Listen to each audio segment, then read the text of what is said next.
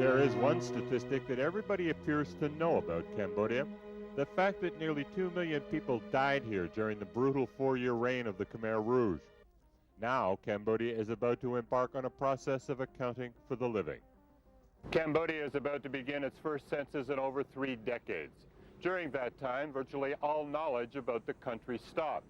No one was quite sure how many people there were, where they were, or what they were all doing. The recent economic growth that Cambodia has enjoyed in the last 4 years has come as a result not of statistical information, but rather entrepreneurial intuition. With this new census, all of that will soon change. Some preliminary surveys have already been done, and they have come up with some startling new facts. It has been discovered that more than 87% of Cambodians live in the countryside, a number higher than most expected. And out of that number, most are women, giving Cambodia one of the world's highest ratios of women to men.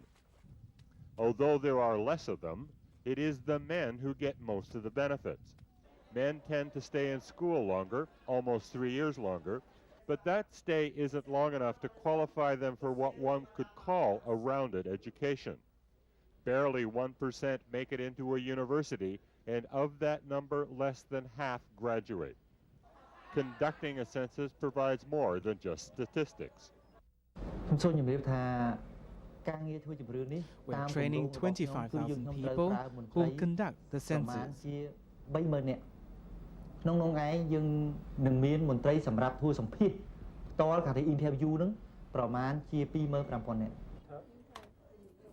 Those 25,000 Cambodians are being trained as enumerators. Funded with $5 million from international donors, the enumerators will be left as a trained resource for the Cambodian government long after the census numbers have been tabulated. Unofficially, the population of Cambodia is considered to be around 8 million people, but recent studies suggest that the population count could go as high as 10 million or more. Part of the reason lies here. These are recent defectors from the Khmer Rouge, the Maoist rebel group that had Cambodia gripped by war and revolution for over 2 decades.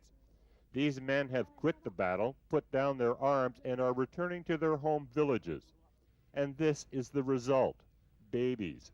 So many babies that there has been a growing, perhaps even alarming concern about the health of these new members of the population and their mothers.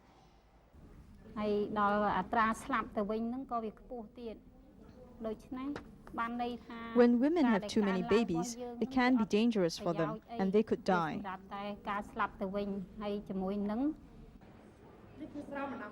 This is a birth spacing class in Kampong Chhnang.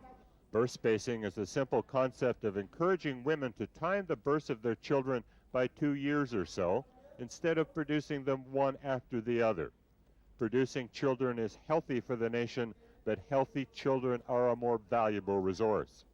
The new census should reinforce the need for these classes and identify other areas where Cambodia's health may need attention. But the real benefit of the census is the health of the economy. It can give the business community an indication of the potential market for the coming years in Cambodia, but it gives much more information to the development planners. Businesses ranging from small market vendors and the distributors that service them will benefit from the new census just as much as large companies will. The accounting of Cambodia's population will prove or disprove the size of its markets, its workforce, and its growth potential. But more importantly, it will signal a new birth of a nation that has been in the dark for most of the last half of this century. Ed Fitzgerald, Asia Business News, Phnom Penh.